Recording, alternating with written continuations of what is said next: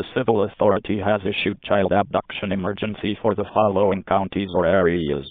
Mississippi, at 1:45 p.m. on May 6, 2024, effective until 2:45 p.m. Test. This is a test of the Mississippi Department of Public Safety Amber Alert System. This is only a test.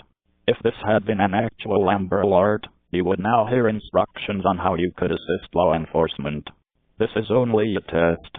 No action is required. Test. This is a test of the Mississippi Department of Public Safety Amber Alert System. This is only a test. If this had been an actual Amber Alert, you would now hear instructions on how you could assist law enforcement. This is only a test. No action is required.